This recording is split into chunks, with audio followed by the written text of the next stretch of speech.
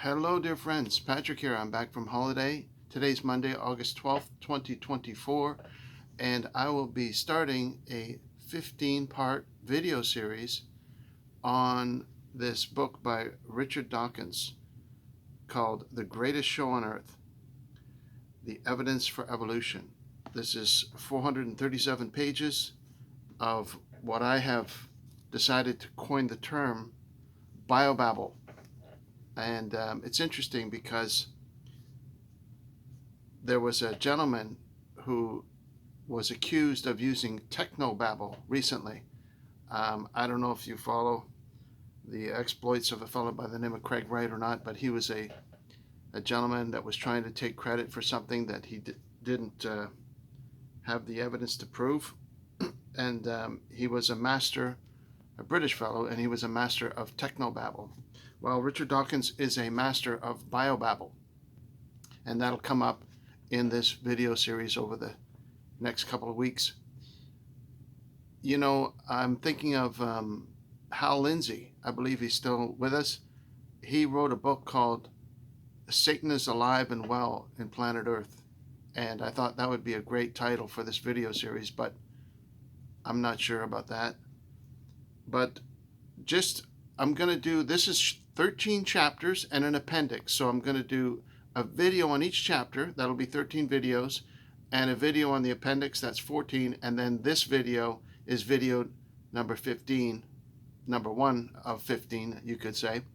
And we'll go from there. I hope you'll endure through this. This is really a video series made for somebody that is forced to study this, perhaps a student that may be forced to have this as part of the curriculum because they're replacing the Bible in schools, and they're putting books like this as the curriculum instead. The title, The Greatest Show on Earth, is taken from the common phrase that the Bible is referred to as the greatest story ever told. So he used that to tip his hand, because the purpose of this book is to remember at the outset, the purpose of this book is not to inform readers about biology or zoology.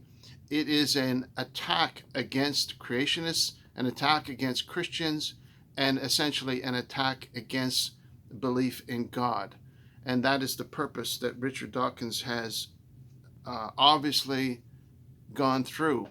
Another thing I want to mention in this intro is what a pathological liar is. I would include Richard Dawkins in that category. He doesn't go around telling lies, far from it. He's a well-established gentleman. You can see from the accolades before the book even starts, all the reviews that these people just fawn all over him, and they just gush about how wonderful he is. Most of them, interestingly enough, are from newspapers, right? The Atlantic, the New Scientist, the Economist, the Sunday Telegraph, the Times, the Saturday Guardian, the Sunday Times, the Evening Standard.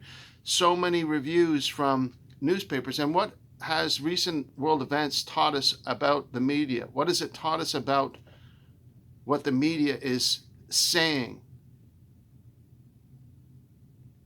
There you go.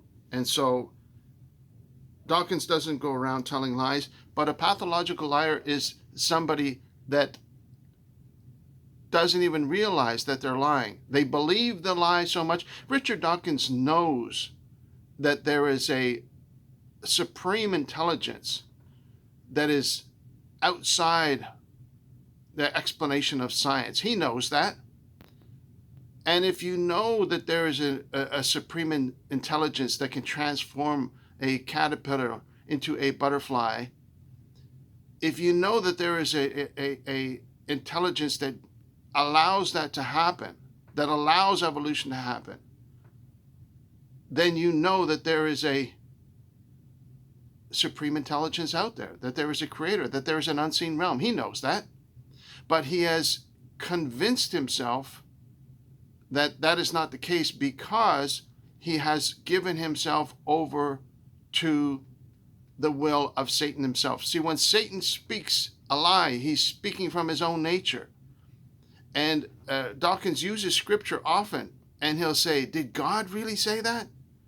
And after having read The God Delusion and The Selfish Gene, I'm able to recognize the techniques that Dawkins uses to perpetuate this lie that is so deep and pervasive that he is no longer able to acknowledge that at the core of what he is doing is based upon a lie. Outside of that, it is, a book about zoology and biology, as I said. It's filled with pages and pages of biobabble and distractions, simply to allow him to have a vehicle to present his attack against creationism, his attack against anybody that would believe, even an attack against anybody that would suggest any type of anthropomorphic hint of the concept of evolution and natural selection. That all has to be separated from anything that has a decision-making capability, anything that has an intelligence. For Dawkins, he has to keep driving and driving and driving. He is driven to drive his point that evolution and natural selection is unthinking, unfeeling, right? It's just appeared out of nothing. We just, see, God doesn't have a problem with evolution. The Bible doesn't have a problem with evolution. Dawkins does. God said he made, what did he say? He said he made man out of the dust of the earth. A little speck, and then you have life. There is nothing that contradicts Dawkins' view about the origins of life, whether it's 1,000 years or 10 billion years. He says the earth is 4.6 billion years old. Good. But it's his attack against the truth, his attack against a divine intelligence that has created life, that maintains life, that cares about life, that tells us through Scripture that God cares about sparrows, that God cares about suffering, that everything is going to be balanced out in eternity so that the suffering will be remembered no more, that all tears will be wiped away, that there will be no memory of the pain and sorrow that makes up a large part of the lives that we have to live on this planet, this temporary planet. And so by way of introduction, I just wanted to let you know this book was published in 2009, coincidentally the same time Bitcoin was created, 2009. And so 15 years ago, and he has made this great effort. And think about, how would Satan be alive on the world today? What kind of form would he take? Perhaps he would want to take on the persona of a distinguished professor that gains all these accolades, that all men speak highly of him. Remember when Scripture tells us that beware when all men speak highly of somebody, right? The Montreal Gazette, the National Center for Science Education, all these Lord Harrys of Pentragarth, formerly Bishop Richard Harrys, is giving him these accolades. The National Center for Science Education, on and on, saying how wonderful Richard Dawkins is, and you could be sure that most of them have probably not been able to get through it.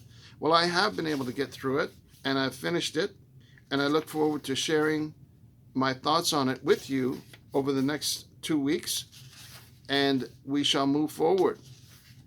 And we will start the next video covering chapter 1, which is entitled Only a Theory. In chapter 1, he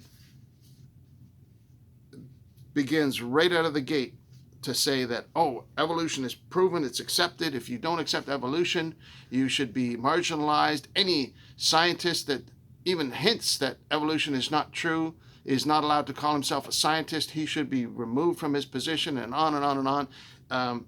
So we'll get into chapter 1 in the next video, but just by way of introduction, I wanted to mention those basic ground rules for you. What the book is. It is an attack on Christianity. Richard Dawkins is what's called an anti-Christ. He is against Christ. He is against truth, even though he doesn't realize it. He thinks he's promoting his version of truth, but his version of truth is simply a charade. It's to masquerade and to allow him to use subterfuge to put in his hidden agenda, which becomes obviously clear what his main purpose of the book is. His main purpose of the book is to attack Christians, creationists, anybody that would go against the idea that life came from nothing. This is his purpose, right? He doesn't want anything to do with God. He hates God. That's been clear from his other books, his hatred of God.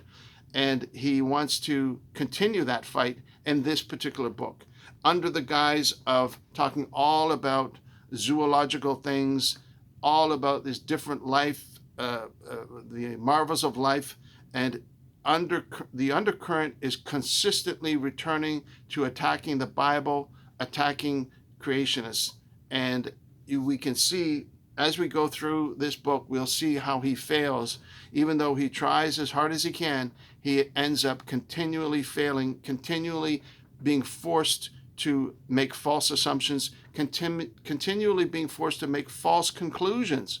He'll go on and on and on about something, and then he will start it and end it with an absolutely false conclusion, and then try and support it with reams and reams of biobabble. And that's a repetitive theme that you will see through this book.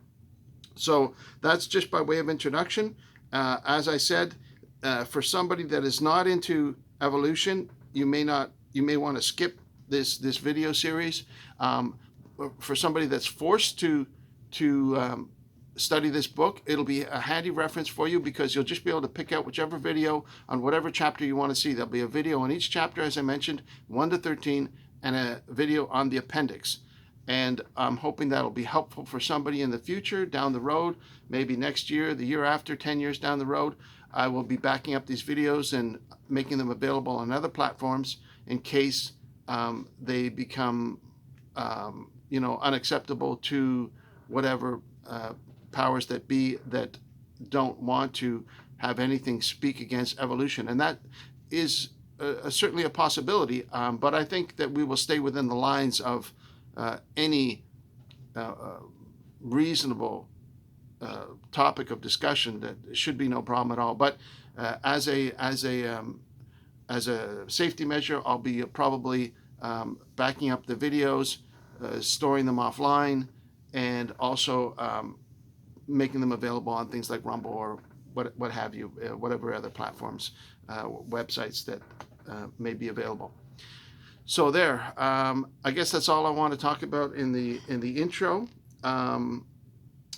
It's really, I'm really glad I finally got through it. It was so painful to get through, and hopefully this is the last book of Dawkins that I'll ever have to read. And this was given to me, this book, and so thank the good Lord that I didn't have to pay for this, because that would have added insult to injury, as they say. I wish I could talk more about it in this introductory video, but I'll have to hold back for now and wait until the next video to talk about chapter 1. So thank you so much for watching. I apologize for keeping my head down when I should be looking at you.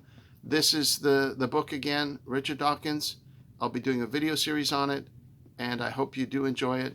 I look forward to talking to you soon in the near future, and God bless you. Stay safe. Spend time with people you love, and we'll talk to you again soon. Take care now. Bye-bye.